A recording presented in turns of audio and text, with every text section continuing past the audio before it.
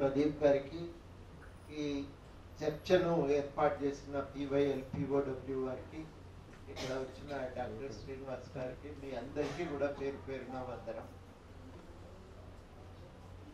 మనము వైద్యం గురించి ఆలోచిస్తే ఒక్క స్థాయిలో కాదు, ఇదివరకైతే ఆసుపత్రుల గురించి మాత్రమే ఆలోచించేది. కానీ ఇప్పుడు ఆసుపత్రి, వైద్యము, ఆహారము అనే మూడింటి గురించి కూడా మనం చాలా జాగ్రత్తగా దృష్టి పెట్టవలసి వస్తుంది.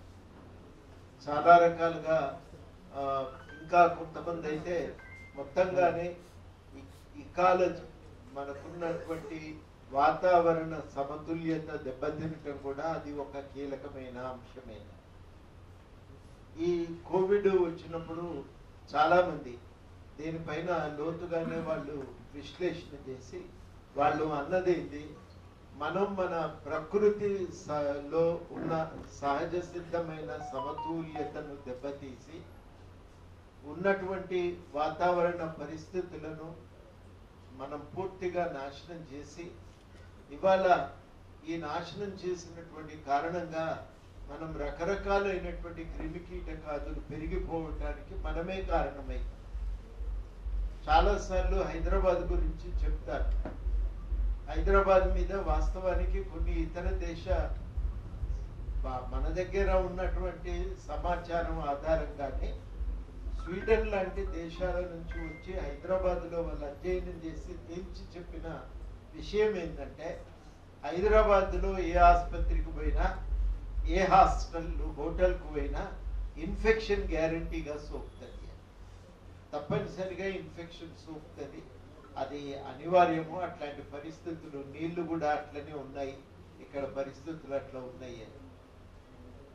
బాగా హైదరాబాద్లో ఉన్న ప్రధానమైన సంక్షోభాల్లో అదొకటి. చాలా ఫార్మా క్యాపిటల్ అని మనం గర్వంగా చెప్పుకుంటాం, కానీ ఆ కంపెనీలు వదిలిపెట్టినటువంటి కలుషితమైన జలాలు ఆ భూమిని, వాతావరణాన్ని బాగా పాడు చేసింది. చాలా మంది శాస్త్రవేత్తలు ఏమంటారంటే, హైదరాబాద్ మొత్తం ప్రజలకి 3 సార్లు ఇవ్వటానికి కావలసినన్ని యాంటీబయాటిక్స్ మందులు ఈ నేలల్లో కలిసిపోయినాయి. అంటే మనం ఎక్కడ తవ్వినా, ఎక్కడ నీళ్లు ముట్టుకున్నా, ఎక్కడ గాలి పీల్చినా ఈ రకమైనటువంటి మనకు ప్రభావం అనేది కనబడుతుంది. ఇప్పుడు ఏం చేసిండ్రు, కాలుష్యం తగ్గించడానికి అన్నింటినీ మేమే శుద్ధి చేస్తామని గవర్నమెంట్ బాధ్యత తీసుకున్నారు. అట్లా శుద్ధి చేయటం కుదరది, అది కంపెనీ తన బాధ్యతగా తీసుకోవాలి. కానీ కంపెనీలు తీసుకోకుండా ఏం చేస్తున్నాయంటే, ఆ కంపెనీలు గవర్నమెంట్కి అప్పచెప్తే గవర్నమెంట్ వాటిని సరిగ్గా చేయలేక ఏం చేస్తున్నది, అన్నింటినీ మూసీలోకి వదిలిపెడితే ఆ మూసీ నీళ్లతో పండిన పంటలు, ఆ నీళ్లలో పెరిగిన చేపలు, అక్కడ గడ్డి తిని వచ్చినటువంటి పాలు, ఇవన్నీ మాంసం కానీ ఇవన్నీ మనం తింటున్నాం. దాని నుంచి మన శరీరానికి రకరకాలైనటువంటి రసాయనాలు మన శరీరంలోకి వచ్చి చేరిపోతుంది. ఇట్లాంటి ఆహారం మనం తినటం మొదలుపెట్టినాక, ఇక ఇట్లాంటి వాతావరణం పెరిగినాక, ఇక కోవిడ్ లాంటి వైరస్లు రాకపోతే ఏమవుతాయి అనేది. అందుకని మొట్టమొదటగా మనం చేసుకోవలసింది మన వాతావరణాన్ని కాపాడుకోవటం, పరిశుభ్రతను కాపాడుకోవటం. అదేవిధంగా రెండవది చాలా కీలకము, కలుషితమైన ఆహారం లేకుండా చేయటం. ఇలా అమెరికాలో ఇది ఒక పెద్ద ఉద్యమంగానే చాలా మంది చేస్తూ ఉన్నారు. మీరు చెప్పినట్టుగానే ఈ పాలు చాలా మందికి, అక్కడ పిల్లలకి దగ్గు దమ్ము వస్తుంటాయి. చాలా మందికి దగ్గు దమ్ముతో పాటు ఈ పాలు తాగితే పడదు, అజీర్తి వస్తుంది. ఇవి ఎందుకు ఇట్లా అవుతున్నాయి అని చాలా మంది కనుక్కుంటే, ఆ పాలు ఉత్పత్తి పెంచడానికి వాళ్ళు ఇచ్చేటువంటి ఎంజైమ్స్ ఒక ఇంజెక్షన్ ఇస్తారు. ఆ ఇంజెక్షన్స్ వల్ల, అదే విధంగా పాలల్లో కలిపేటువంటి రసాయనాల వల్ల పిల్లల ఆరోగ్యాన్ని దెబ్బతింటున్నాయి. ఇంకా ఈ పాలు తాగితే మన పిల్లలు ఎట్లా ఆరోగ్యంగా ఉంటారనే భయము అక్కడ. అందుకనే అమెరికాలో ప్రతి ఒక్కరు ఆర్గానికే కావాలి, అంటే ఈ మందులు లేనటువంటి వస్తువులు కావాలి. మీరు షాప్లో పోతే ఖచ్చితంగా రాసి ఉంటాయి, ఇది మందులతో పండించినవి వేరే ఉంటాయి షెల్ఫ్లో, మందులు లేకుండా పండించిన ఆర్గానిక్ వస్తువులు వేరే షెల్ఫ్లో పెడతారు. ఓ 10 రూపాయలు ఎక్కువైనా మంచిదే కానీ మందులు లేనివి తెచ్చుకుందాం, పిల్లలు ఆరోగ్యంగా ఎదుగుతారని చెప్పి అట్లాంటి వాటిని తెచ్చుకుంటూ ఉంటారు. అంటే ఉత్పత్తిని పెంచాలి, లాభం సంపాదించాలి అని ఒక కార్పొరేట్ ప్రపంచంలోకి వ్యవసాయం అనేది వెళ్ళిపోయి, మునుపు ఊళ్ళో కోడి పెంచుకుంటే 4 పిల్లలు ఎక్కువ పెట్టి కోళ్ళు పెరిగితే మార్కెట్ పోయి అమ్ముకొని ఉంచుకునేది, మనం తెచ్చుకునేది. కానీ ఇప్పుడు అట్లా కాదు కదా, వాళ్ళు ఫారమ్స్ లో పెంచుతున్నారు. వెనకటికి రైతులు ఫార్మ్లు పెట్టుకొని పెంచుకున్నారు, కానీ ఇప్పుడు అట్లా కాదు, అవి కూడా కంపెనీలు పెంచుతున్నాయి. అవేవో కంపెనీలు వస్తాయి కదా, కోడి అమ్ముతలేడు, కంపెనీ పేరు పెట్టి కోడి అని అంటాడు, సుగుణా చికెన్ అంటాడు. సుగుణా చికెన్ అంటే వాళ్ళ కంపెనీలో తయారైనట్టే, మనం అది కొంటున్నట్టుగానే సుగుణా చికెన్ అంటాడు. అంటే ఇవన్నీ వచ్చిన తర్వాత ఏమవుతుందంటే ఉత్పత్తి పెరగాలి, లాభం ఎక్కువ రావాలి. రావాలంటే ఏం చేయాలి, కోడి 6 నెలలకు పెరిగేటువంటి దాన్ని 2 నెలలకే పెరిగితే బాగుంటుంది. 2 నెలలకు పెరగడానికి కావలసిన ఇంజక్షన్లు మేతలు వేసినాక ఏమవుతుంది, అది ఉగ్గుతుంది. అది 2 నెలలకే పెద్దగా అవుతుంది. మనం తింటాం, దాన్ని తిన్నాక ఏ ప్రభావం మన శరీరం మీద పడుతుందో మనం ఆలోచించాం.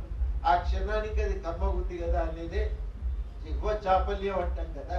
కాబట్టి అట్లా మనం తింటున్నాం. అట్లాగే రకరకాలైనటువంటి రసాయనాలు వాడటం, పండ్లు పండటానికి వాడేటువంటి రసాయనాల గురించి చాలా మంది పత్రికల్లో రాస్తూనే ఉన్నారు. కానీ తప్పదు, తినాలనిపించి మనం తెచ్చుకుంటాం, అవి తింటుంటాం. ఆ రసాయనాలు మన శరీరంలోకి ప్రవేశించి ఏం చేస్తున్నాయి అనేది ఒక కీలకమైన అంశం.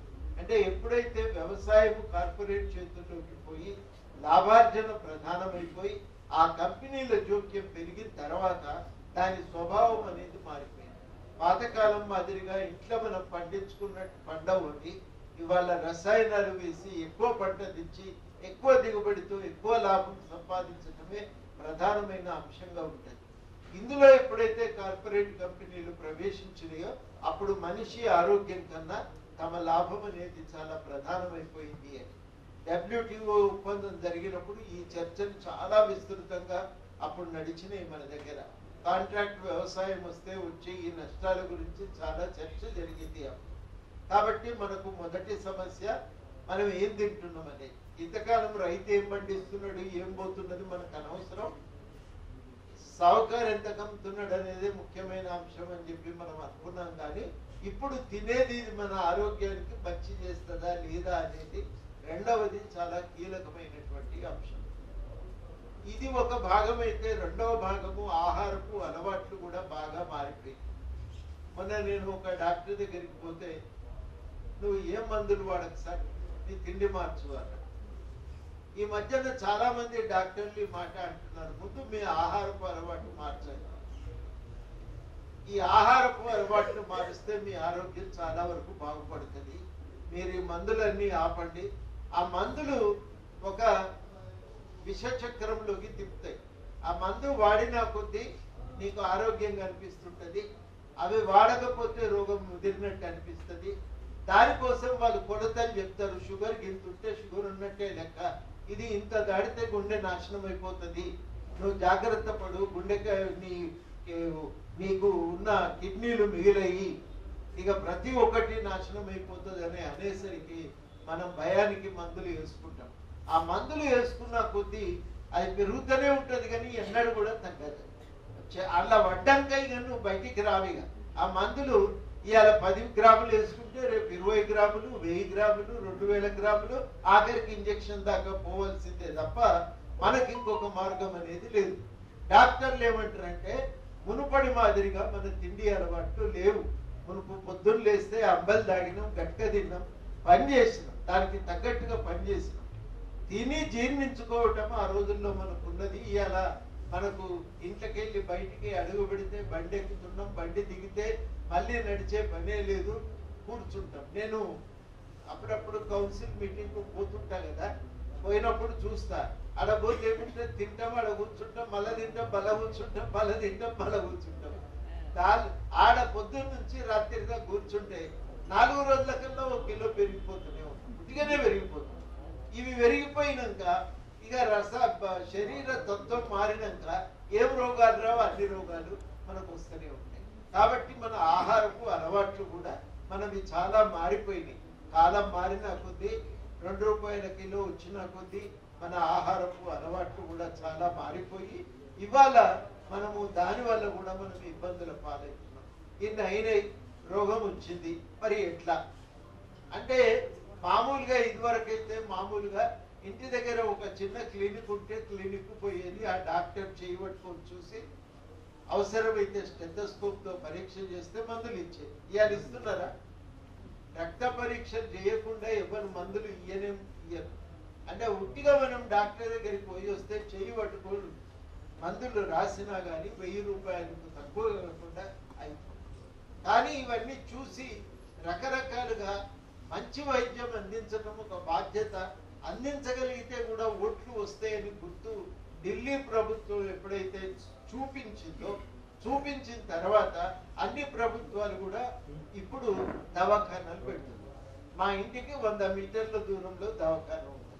మా ఇంటి చుట్టుపక్కల పనిచేసే ప్రతి ఒక్కరికి చెప్తా, బయటకు ఎందుకు పోతావమ్మా, కదా డాక్టర్ అమ్మ తెలిసినామనే నా పేరు చెప్పు, మంచిగా వైద్యం చేస్తుంది, నువ్వు పోయి మందులు తెచ్చుకోపో అంటే ఆడికి బోరు. మనకు ఒక అనుమానం ఏంటంటే గవర్నమెంట్ దవాఖానా డాక్టర్ వైద్యం చేయడు, అది నిర్ణయానికి వచ్చినాం. కాబట్టి ఏం చేస్తామంటే ప్రైవేట్ లో పోయి 500 ఇస్తేనే, ఒక మందు సూది మందు పడితేనే మనకు వైద్యమైనట్టుగా మనకు ఒక నమ్మకం. ఆ సూది మందు పడాలి, ప్రైవేట్ లో 500 ఉడవాలి, 1000 రూపాయలు పెట్టి మందులు తెచ్చుకోవాలి.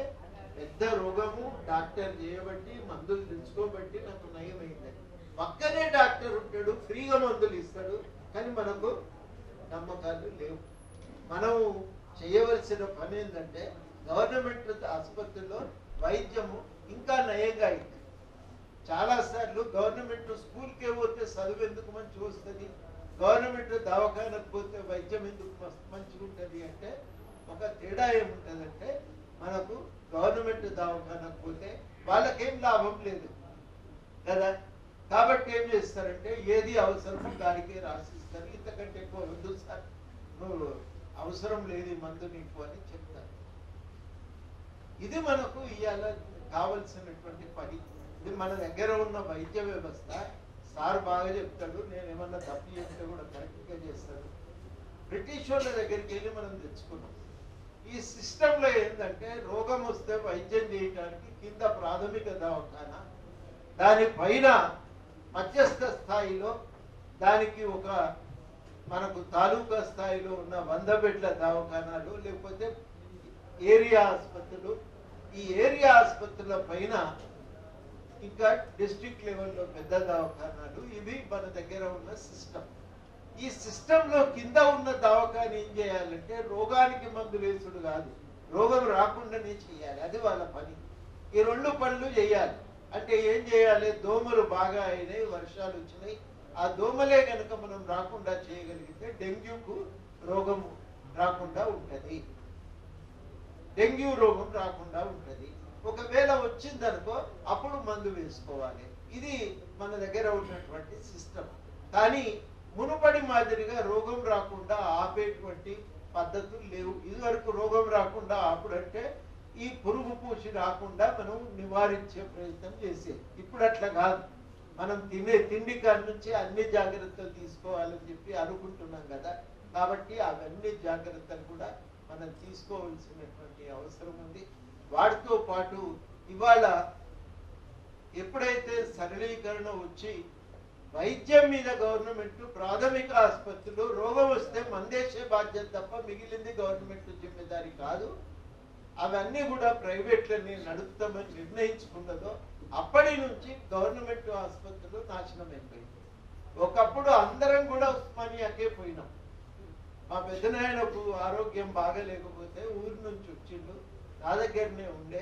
నేను ఆయనకు ఉస్మానియా ఆసుపత్రిలో అడ్మిషన్ ఇప్పించడానికి 15 రోజులు తిరిగాను. డాక్టర్ల చుట్టూ తిరిగి బతిలాడి ఒక పేయింగ్ రూమ్ ఇప్పి సార్ మా పెద్దనాయనకు అని చెప్పి మొత్తం మీద తిరగంగా నన్ను చూసి దయదర్శి ఆయన రూమ్ ఇస్తే నేను ఆడ వైద్యం చేయించుకుంటాను. అక్కడ వైద్యం చేసుకుంటేనే మంచిగా అవుతుంది అనేటువంటిది నమ్మకం. గాంధీలో ఉస్మానియాకు పోతే నయమవుతుంది అనేటువంటిది నమ్మకం. మనకు రాజగోపాలన్ గారని ఉస్మానియా గాంధీ హాస్పిటల్కు సూపరింటెండెంట్ ఉండే. ఆ రాజగోపాలన్ సారు ఆయన ఆపరేషన్ చేస్తే గుండె రోగం పోతుంది నమ్మకం ఉండే. అట్లా అంటే అటువంటి మనిషి సూపరింటెండెంట్ గా ఉండే గాంధీ ఆసుపత్రికి గుండె వ్యాధులకు నిపుణుడు. నీకే ప్రైవేట్ ఆసుపత్రులు లేవు అప్పుడు హైదరాబాద్. నాకు తెలిసి 1-2 నర్సింగ్ హోమ్లు ఉంటాయి. ఏమన్నా చిన్న చిన్న రోగాలకు ఉస్మానియాలో గాంధీలో మెడికల్ అడ్మిషన్ కష్టమవుతుంది అనుకున్న వాళ్ళకి పోయేది, కానీ ఎవరు కూడా బయటికి పోకపోయేది. 90 తర్వాత వాళ్ళు ఏమన్నారంటే ఉస్మానియాను కూడా నీ పైసలు నువ్వే సంపాదించుకో, గాంధీ దవాఖానా తన పైసలు తానే సంపాదించుకోవాలి అని మొదలుపెట్టింది. ఏడుకేళ్ళు సంపాదించాలి అంటే బంధువులు రాస్తే పైసలు ఇవ్వాలి, మనం డాక్టర్కు ఫీజు కట్టాలి. ఇవన్నీ చేయమంటే ఒక్క గాంధీ దవాఖానా ఉస్మానియాను ఆ రకంగా నడపడం సాధ్యమవుతుందా? అయ్యే పని కాదు. కాబట్టి పక్కనెంబడి ప్రైవేట్ ఆసుపత్రులు పెద్ద ఎత్తున పుట్టగొడుగుల్లాగా పుట్టుకొచ్చినాయి. మరి ప్రైవేట్ ఆసుపత్రి అన్నాక పెద్ద మిషనరీ పెట్టకపోతే ఎవడొస్తాడు? అది కూడా అడ్వర్టైజ్మెంటే కదా. నువ్వు రోడ్డు మీద పోతుంటే మెట్రో రైలు పిల్లర్లెంబడి అన్నీ ఉంటాయి. మా దగ్గరికి వస్తే మీ గుండె పదిలము అని అడ్వర్టైజ్మెంట్ చేస్తాడు.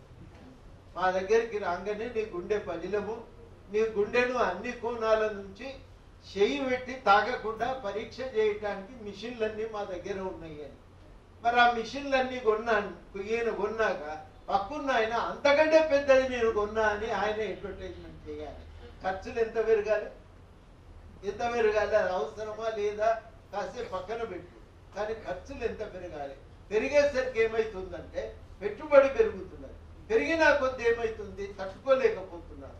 దానికి తగ్గట్టుగా రావాలంటే వసూళ్లు చేయాలి, పరీక్షలు రాయాలి. ఇవన్నింటి నడుమకెళ్ళి బయటపడాలంటే ఇంకొక మార్గం ఏముందంటే ఇంతకుముందు గోవర్ధన్ చెప్పినట్టు ప్రైవేట్ కంపెనీలకు అమ్మేయాలి. ఇలా హైదరాబాద్ లో ఉన్న ఏ కంపెనీ కూడా హైదరాబాద్ ఆ డాక్టర్లు నడుపుతున్న కంపెనీలు కావు. నాకు తెలిసి ఒక యశోద తప్ప అన్ని కంపెనీలు కూడా ఇంటర్నేషనల్ సంస్థలు కొనుక్కున్నాయి. వాటి అంటే పెట్టుబడి వాళ్ళ చేతుల్లో ఉంది. వెంచర్ క్యాపిటలిస్టులు అని ఉంటారు. వాళ్ళు పైసలు పోగేసి అవి కావలసినోడికి మన దగ్గర కదా నువ్వు 100 రూపాయలు ఇస్తాడు, సాయంత్రం కల్లా నువ్వు 70 రూపాయలు తీసుకొని సాయంత్రం కల్లా 100 రూపాయలు కట్టాలి. అవి అట్లాంటి కంపెనీలు.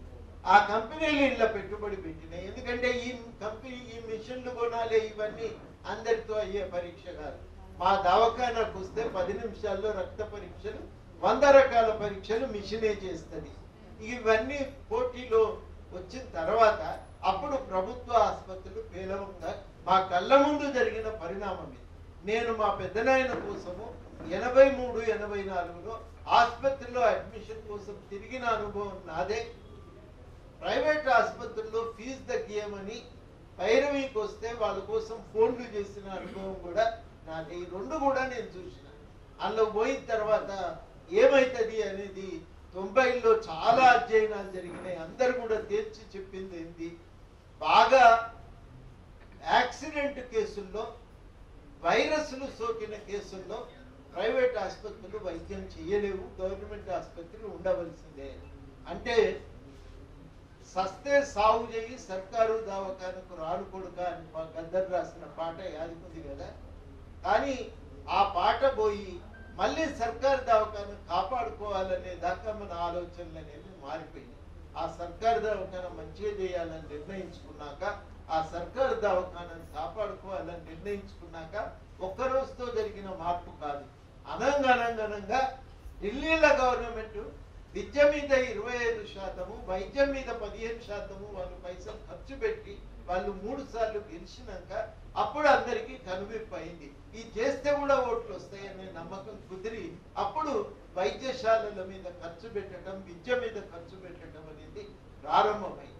అంటే ఇటు తిరిగి మళ్ళా తువ్వ మార్చి రివర్స్ గేర్ల మళ్ళీ వెనుకకు రావడానికి ఎంత సమయం పట్టింది? 96కి వెళ్ళి మొదలు పెడితే 2024 అంటే దాదాపు మనకు 35 సంవత్సరాలు పట్టింది.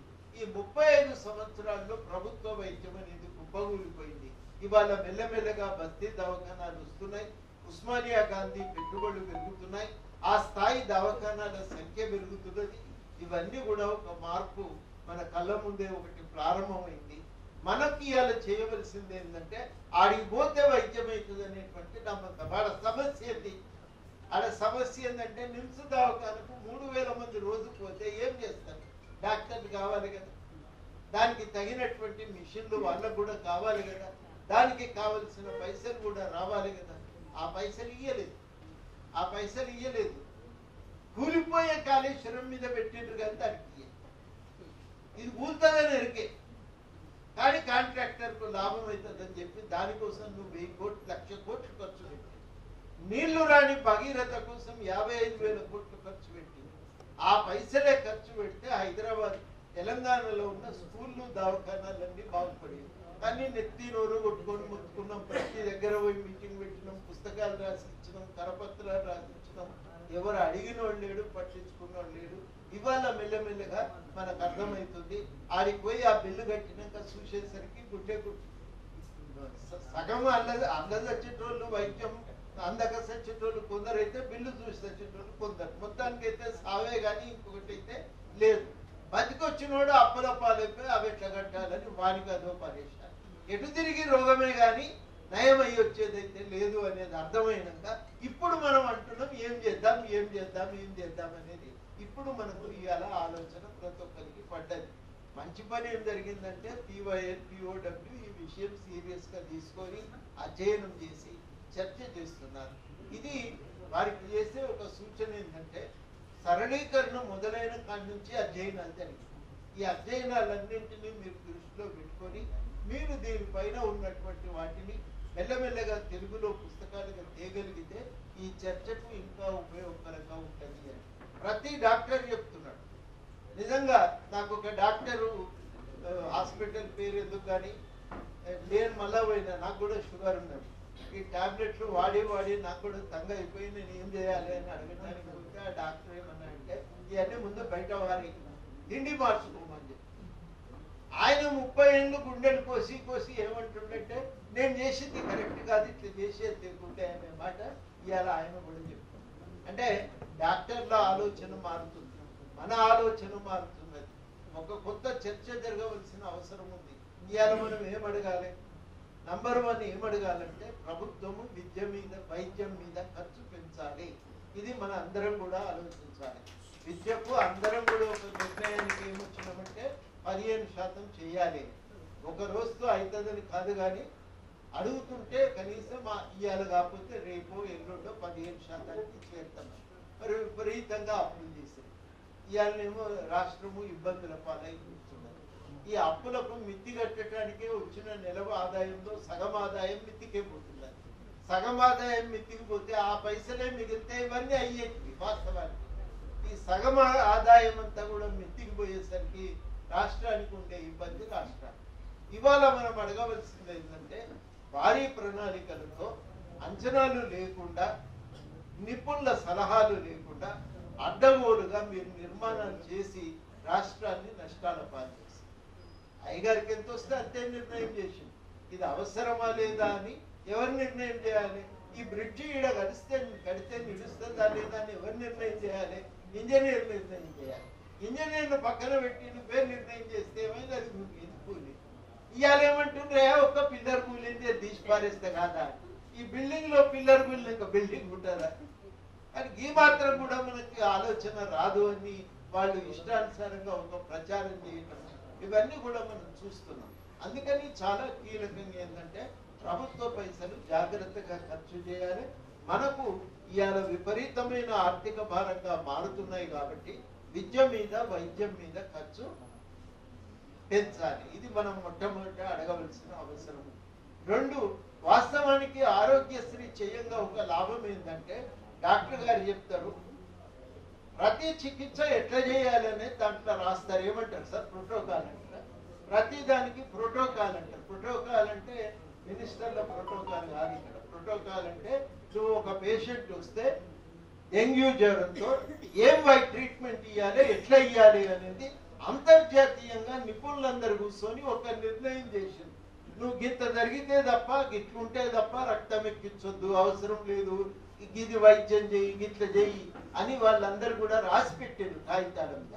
ఆ పద్ధతి ప్రకారము ట్రీట్మెంట్ చేయటానికి ఆరోగ్యశ్రీ అనేది అది ఉపయోగపడుతున్నది. ఒక నియంత్రణ లాగా అది పనిచేస్తా ఉన్నది. కాబట్టి ఆరోగ్యశ్రీ అనేది ఉన్నది, ఖచ్చితంగా అమలు చేయాలి. ఆసుపత్రుల ఫీజుల మీద కూడా ఒక నియంత్రణకు కమిటీ వేయాలి. ఫీజుల నియంత్రణ కోసం ఆ కమిటీ అనేది సమర్థవంతంగా పనిచేయాలి. అన్నిటికంటే మించి పోషకాహార విలువల మీద ప్రభుత్వము అధ్యయనాలు చేస్తున్నది. మన దగ్గర ఎన్ఐఎన్ అదే పని చేస్తున్నది.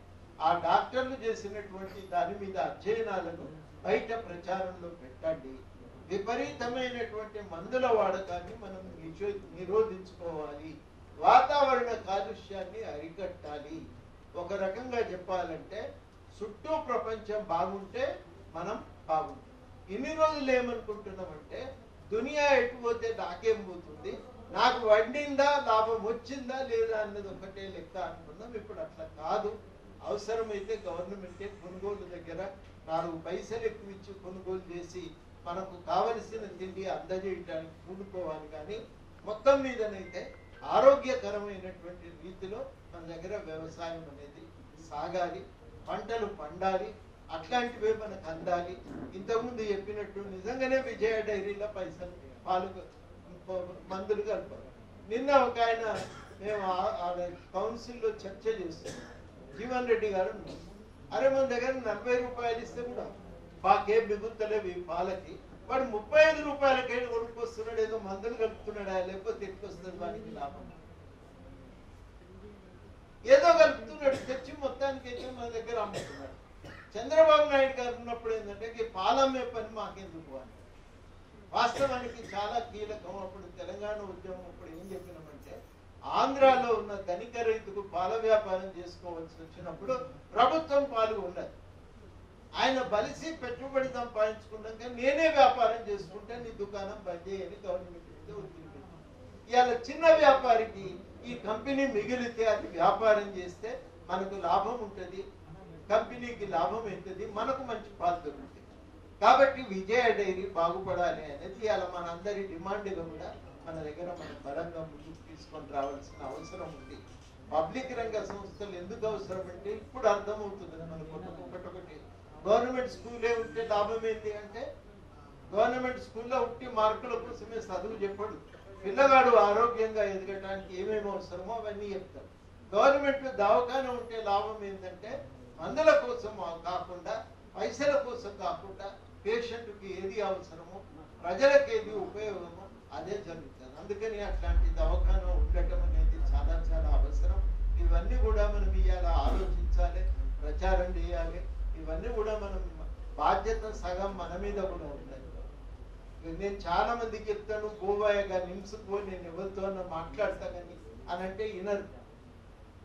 గాంధీ దవాఖాన పోనాయన నేను డాక్టర్కి అవసరమైతే నేను వచ్చి చెప్తా అంటే కూడా నమ్మరు. అది ఏదన్నా ప్రైవేట్లో పోవాలి చెప్తారు చాలా మంది. బలవంతంగా తీసుకుపోయి జాయిన్ చేయిస్తే మా మిత్రుడు ఒక ఆయన చెప్తున్నాడు, సాయంత్రం కల్లా అందుకే వెళ్ళిపోయి ఇంకో ప్రైవేట్ దవాఖానాలు చేరండి సార్, ఏం చేస్తాము. మనకు నమ్మకం తగ్గుతున్నది. మనం పోవాలి. ప్రతి పొసంతో ఎట్లా పెట్టుకొని పోయి గట్టిగా అడిగితే వైద్యం చేయడా చేస్తారు కదా, ఎట్లాగూ చేస్తారు.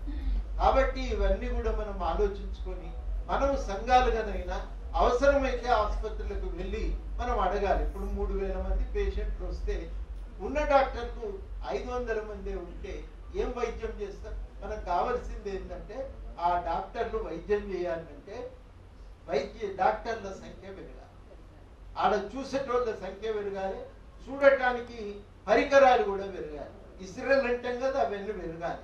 అది మనం ఇవాళ అడగవలసినటువంటి అవసరం ఉంది. ఆ పని కూడా మనం ఇవాళ సీరియస్ గా చెయ్యాలి. ఆ ఉస్మానియా కూడా మేము పోయి చూసినాం. రోజు వచ్చే డాక్టర్లు ఒత్తిడికి తట్టుకొని వాళ్ళు ఎట్లా వైద్యం చేస్తున్నారని మాకే కళ్ళు తిరిగిపోయింది. కోవిడ్ అప్పుడు మేము ఆల్ పార్టీ డెలిగేషన్ అన్ని దవాఖానాలు తిరిగితే మాకు అర్థమైంది ఏంటంటే గవర్నమెంట్ ఆసుపత్రులు చేయబట్టి కోవిడ్ నుంచి మనం తట్టుకొని బతికినాం. ఎవరు ప్రైవేట్కి పోయినరో కోట్ల రూపాయలు ఖర్చు పెట్టుకొని నాశనం అయిపోయింది. ప్రైవేట్ గవర్నమెంట్ పోయిన దగ్గర తట్టుకోగలిగింది. మేము చాలా మంది డాక్టర్లను ఛాలెంజ్ చేసినాం, వైద్యం మీరు చేస్తారా? ఛాలెంజ్ చేస్తున్నాం సార్, మీరు బతకకపోతే నన్ను అడుగుతుంది అని వాళ్ళు. అంటే ఇట్లా మనకు డాక్టర్లు సౌకర్యం ఉంది, అనుభవం ఉంది, చదువు ఉన్నది, అట్లాంటి వాళ్ళను మనం ఎందుకు నమ్మకుండా దూరం ఉండవలసిన అవసరం లేదు. సౌకర్యాలు లేక ఇబ్బంది అయింది. ఆ సౌకర్యాలు పెంచమని మనం గట్టిగా అడగవలసినటువంటి అవసరం ఉంది. ప్రైవేటు ఆసుపత్రుల కట్టడికి ఒక మార్గము ఫీజు నియంత్రణ కావాలి డాక్టర్ ఆసుపత్రుల మీద.